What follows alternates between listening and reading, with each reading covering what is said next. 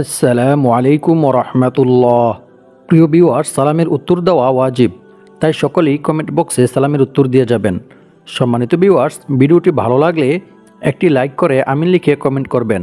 তারপর ইসলাম প্রচারের লক্ষ্যে ভিডিওটি শেয়ার করে দিবেন।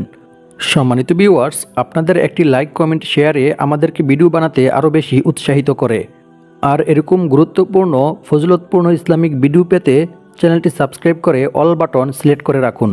সম্মানিত ভিউয়ার্স, আজকের ভিডিওতে আলোচনা করব শবে বরাতের রোজা কয়টি এবং নামাজ কত রাকাত, কী নিয়মে পড়তে হবে এবং শবে বরাতের রাতে কী কী আমল করতে হবে। শবে বরাতের গুরুত্ব ও ফজিলত সম্পর্কে আজকের ভিডিওতে বিস্তারিত আলোচনা করব ইনশাআল্লাহ। সম্মানিত ভিউয়ার্স, শবে বরাতের ফজিলত ও আমল। রমজান যথার্থভাবে পালনের জন্য 2 মাস আগে থেকেই এর প্রস্তুতি শুরু করতে হয়। রজব ও শাবান এই 2 মাস রমজানের প্রস্তুতির মাস।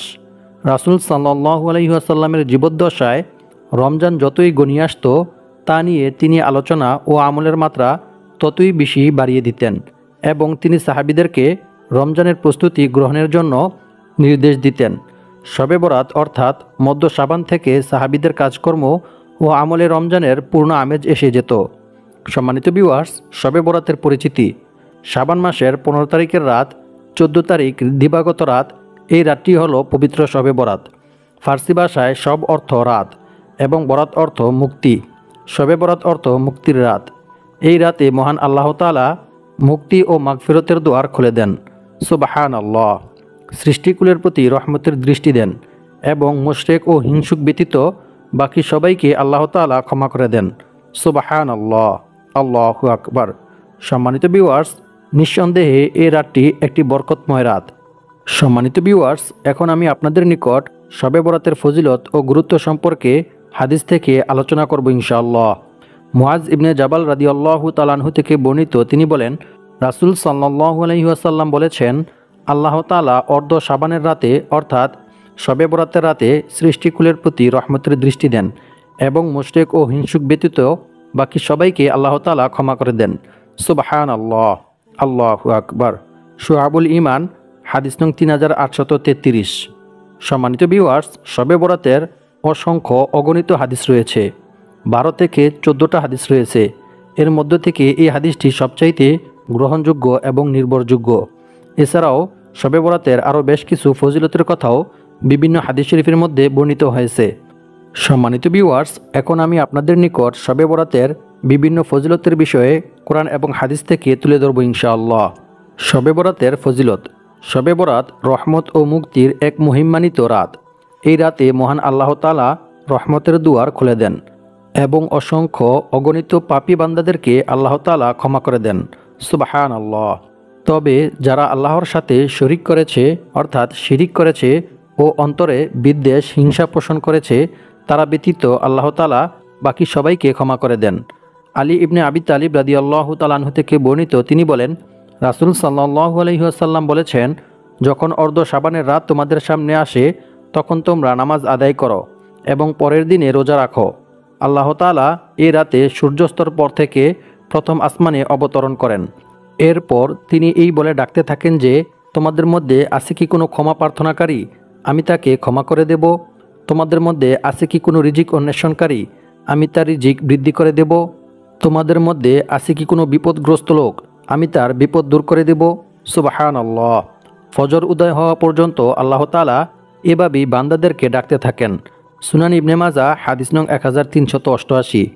অন্য এক হাদিসের মধ্যে বলা হয়েছে, একদিন এক রাতে আয়েশা সিদ্দিকা রাদিয়াল্লাহু তাআলা আনহা দেখলেন রাসূল সাল্লাল্লাহু আলাইহি ওয়াসাল্লাম অনেক দীর্ঘ সিজদাতে রয়েছেন।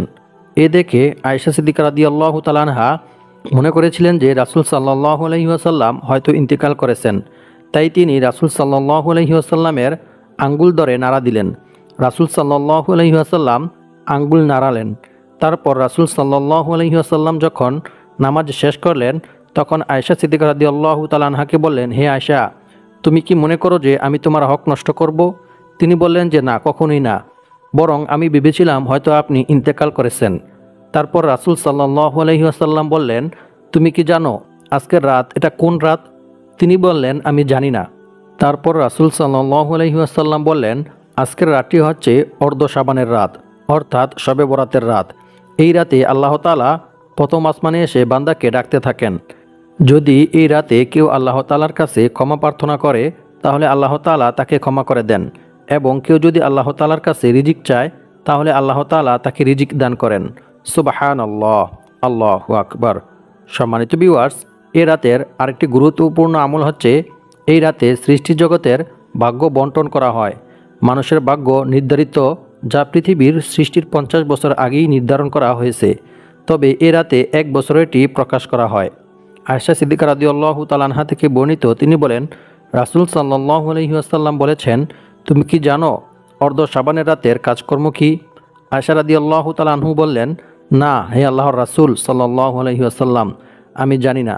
তারপর রাসূল সাল্লাল্লাহু আলাইহি ওয়াসাল্লাম বললেন, এবছর যতজন সন্তান জন্মগ্রহণ করবে এবং মারা যাবে তা লিপিবদ্ধ করা হয়। এ রাতেই মানুষের আমল পৌঁছানো হয় এবং এ রাতেই তাদের রিজিক অবতীর্ণ হয়। সুবহানাল্লাহ, আল্লাহু আকবার। মিশকাত শরীফ হাদিস নং 1305। সম্মানিত ভিউয়ার্স, শবে বরাতের রাতের করণীয় ও বর্জনীয় আমল সম্পর্কে এখন আমি আপনাদেরকে জানিয়ে দেব ইনশাআল্লাহ। শবে বরাতের রাতে বেশি বেশি নফল ইবাদত করতে হবে। নফল ইবাদতের মধ্যে জাগ্রত থেকে এই রাতটি অতিবাহিত করতে হবে। বেশি বেশি ইস্তেগফার, দুরূদ শরীফ, কোরআন তেলাওয়াত, জিকির আজকার ও দোয়া কালামের মাধ্যমে এই রাতটি অতিবাহিত করতে হবে। সম্মানিত ভিউয়ার্স, এখন আমি আপনাদেরকে জানিয়ে দেব শবে বরাতে কয়টি রোজা রাখতে হবে এবং কয় রাকাত নামাজ পড়তে হবে, কী নিয়মে নামাজ পড়তে হবে। হযরত আলী রাদিয়াল্লাহু তাআলা আনহু থেকে বর্ণিত, তিনি বলেন, রাসূল সাল্লাল্লাহু আলাইহি ওয়াসাল্লাম বলেছেন, যখন অর্ধ শাবানের রাত তথা শবে বরাতের রাত তোমাদের সম্মুখে আসে তখন তোমরা এ রাতে নামাজ আদায় করো এবং দিনের বেলা রোজা রাখো। সুনান ইবনে মাজাহ হাদিস নং 1388। অন্য এক হাদিসের মধ্যে বলা হয়েছে, ইমরান ইবনু হুসাইন রাদিয়াল্লাহু তাআলা আনহু থেকে বর্ণিত, তিনি বলেন, রাসূল সাল্লাল্লাহু আলাইহি ওয়াসাল্লাম তাকে অথবা অপর কাউকে জিজ্ঞেস করলেন, তুমি কি শাবান মাসের মধ্যভাগে সাওয়াম পালন করেছিলে? তিনি বললেন, না। তখন রাসূল সাল্লাল্লাহু আলাইহি ওয়াসাল্লাম বললেন, যখন তুমি সাওয়াম পালন করনি তখন 2 দিন সাওয়াম পালন করে নিও। মুসলিম শরীফ হাদিস নং 2641। সুতরাং এই হাদিস দ্বারা বোঝা গেল অর্ধ শাবান তথা শবে বরাতে 2টি রোজা রাখতে হবে। অন্য এক হাদিসে বলা হয়েছে, ইমরান ইবনু হুসাইন রাদিয়াল্লাহু তাআলা আনহু থেকে বর্ণিত, তিনি বলেন, রাসূল সাল্লাল্লাহু আলাইহি ওয়াসাল্লাম এক ব্যক্তিকে বললেন, তুমি কি এই মাসের অর্থাৎ শাবান মাসের মধ্যভাগে কিছুদিন সিয়াম পালন করেছ? সে বলল, না। তারপর রাসূল সাল্লাল্লাহু আলাইহি ওয়াসাল্লাম তাকে বললেন, রমজানের রোজা পালন শেষে তুমি 1 দিন বা 2 দিন সাওয়াম পালন করবে, অর্থাৎ রোজা রাখবে। মুসলিম শরীফ হাদিস নং 2643। সুতরাং এই হাদিস দ্বারাও বোঝা গেল অর্ধ শাবান তথা শবে বরাতে 1টি অথবা 2টি রোজা রাখতে হবে। বিশেষ করে শবে বরাতের দিন অথবা শবে বরাতের পরের দিন, এই 2 দিন 2টা রোজা রাখতে হবে। সম্মানিত ভিউয়ার্স, শবে বরাতের আরেকটি গুরুত্বপূর্ণ আমল হচ্ছে মৃত ব্যক্তিদের জন্য দোয়া করা, তাদের জন্য মাগফিরাত কামনা করা এবং মৃত ব্যক্তিদের কবর জিয়ারত করা। আয়েশা সিদ্দিকা রাদিয়াল্লাহু তাআলা আনহা থেকে বর্ণিত, তিনি বলেন, আমি এক রাতে রাসূল সাল্লাল্লাহু আলাইহি ওয়াসাল্লামকে কাছে না পেয়ে খোঁজ করতে বের হলাম। হঠাৎ দেখলাম তিনি জান্নাতুল বাকি কবরস্থানে আছেন। তিনি বললেন, হে আয়েশা, তোমার কি এই আশঙ্কা হয় যে আল্লাহ ও তার রাসূল সাল্লাল্লাহু আলাইহি ওয়াসাল্লাম তোমার উপর জুলুম করতে পারেন? আমি বললাম, না, কখনোই না, হে আল্লাহর রাসূল সাল্লাল্লাহু আলাইহি ওয়াসাল্লাম, বরং আমি ধারণা করলাম যে আপনি অন্য কোনো স্ত্রীর কাছে গিয়েছেন। তিনি বললেন, নিশ্চয়ই আল্লাহ তাআলা অর্ধ শাবানের রাতে অর্থাৎ শবে বরাতের রাতে দুনিয়ার আকাশে আসেন এবং কালব গোত্রের ছাগল ভেড়ার পশমের চেয়েও অধিক সংখ্যক লোককে আল্লাহ তাআলা ক্ষমা করে দেন। সুবহানাল্লাহ, আল্লাহু আকবার। তিরমিজি শরীফ হাদিস নং 739। সম্মানিত ভিউয়ার্স, রাসূল সাল্লাল্লাহু আলাইহি ওয়াসাল্লাম বলেছেন, আল্লাহ তাআলা ওই ব্যক্তির চেহারা উজ্জ্বল করে দেন যে আমার কোনো হাদিস শুনেছে অতঃপর তা অন্যের কাছে পৌঁছে দিয়েছে। সুবহানাল্লাহ। সুনানে আবু দাউদ হাদিস নং 515। সম্মানিত ভিউয়ার্স, এই হাদিসের ফজিলত অর্জন করতে চাইলে দয়া করে আপনারা মানুষের মাঝে ভিডিওটি শেয়ার করে ছড়িয়ে দিবেন।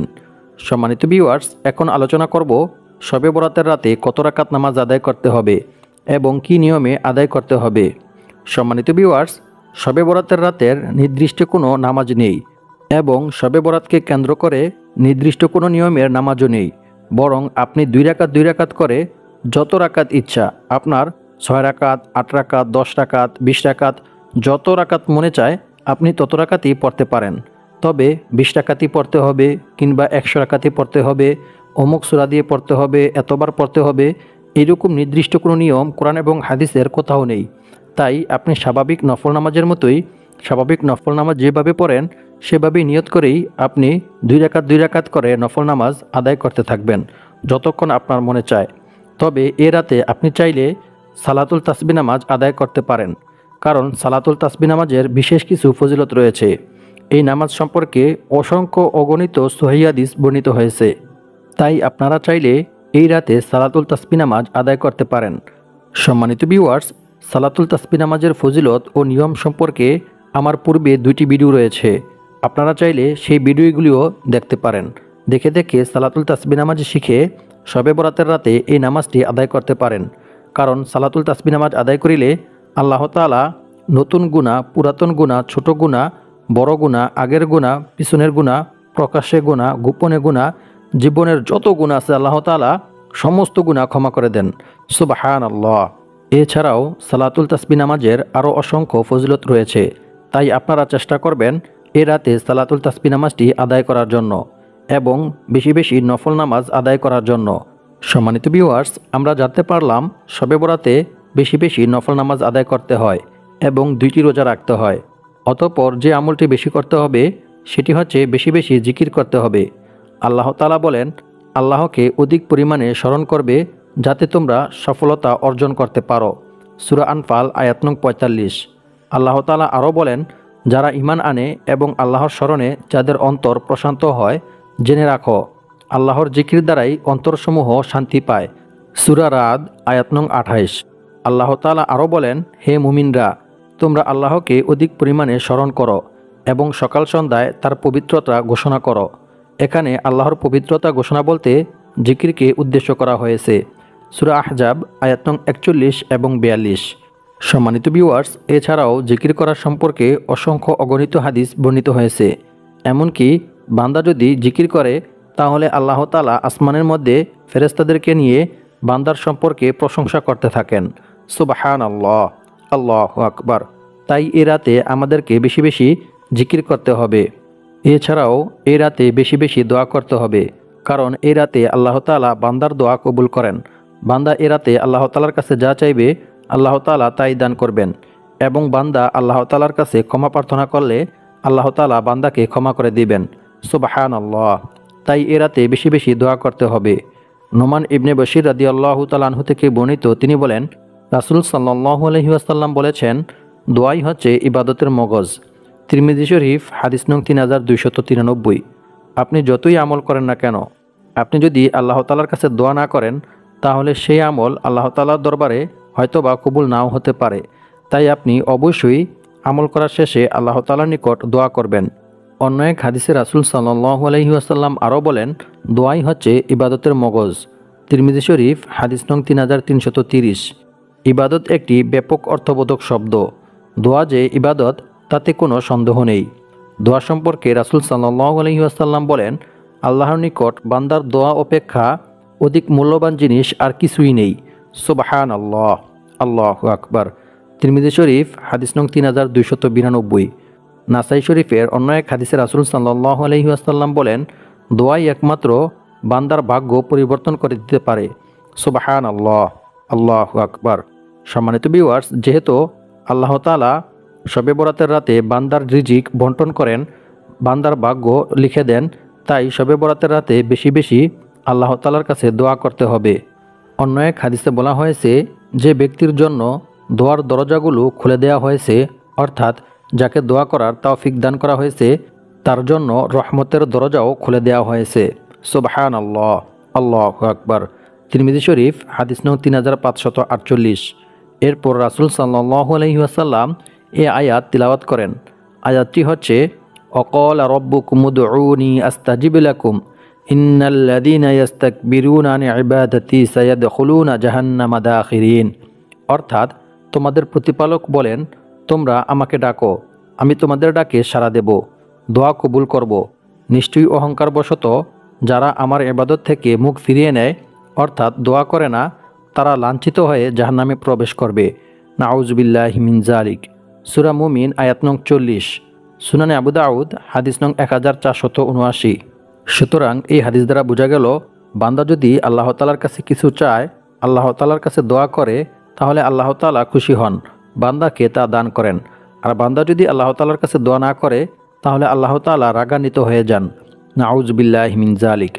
অন্য এক হাদিসে বলা হয়েছে, আবু হুরায়রা রাদিয়াল্লাহু তাআলা আনহু থেকে বর্ণিত, তিনি বলেন, যে ব্যক্তি কামনা করে বিপদ ও সংকটের সময় আল্লাহ তাআলা তার দোয়া কবুল করুক, সে যেন সুখের সময় অধিক পরিমাণে দোয়া করে। জামিয়া তিরমিজি হাদিস নং 3382। সুতরাং সুস্থ থাকা অবস্থায় আমাদেরকে বেশি বেশি দোয়া করতে হবে। অন্য এক হাদিসে বলা হয়েছে, আবু হুরায়রা রাদিয়াল্লাহু তাআলা আনহু থেকে বর্ণিত, তিনি বলেন, রাসূল সাল্লাল্লাহু আলাইহি ওয়াসাল্লাম বলেছেন, আল্লাহ তাআলা বলেন, আমি আমার বান্দার সাথে তার ধারণা অনুরূপ আচরণ করি। সে যখন আমায় ডাকে, আমি তার ডাকে সাড়া দেই। সুবহানাল্লাহ। মুসলিম শরীফ হাদিস নং 2675। অন্য এক হাদিসে বলা হয়েছে, আবু হুরায়রা রাদিয়াল্লাহু তাআলা আনহু থেকে বর্ণিত, তিনি বলেন, রাসূল সাল্লাল্লাহু আলাইহি ওয়াসাল্লাম বলেছেন, যে ব্যক্তি আল্লাহর কাছে কিছু চায় না, আল্লাহর কাছে দোয়া করে না, আল্লাহ তাআলা তার প্রতি নারাজ হন। নাউজুবিল্লাহি মিন যালিক। সুনানে তিরমিজি হাদিস নং 2686। সুতরাং এই রাতে বেশি বেশি দোয়া করতে হবে। অহংকারবশত দোয়া না করিলে আল্লাহ তাআলা রাগান্বিত হবেন। নাউজুবিল্লাহি মিন যালিক। আল্লাহ পাক রব্বুল আলামিন আমাদের সবাইকে শবে বরাতের রাতে বেশি বেশি নেক আমল করার তৌফিক দান করুক। আমিন।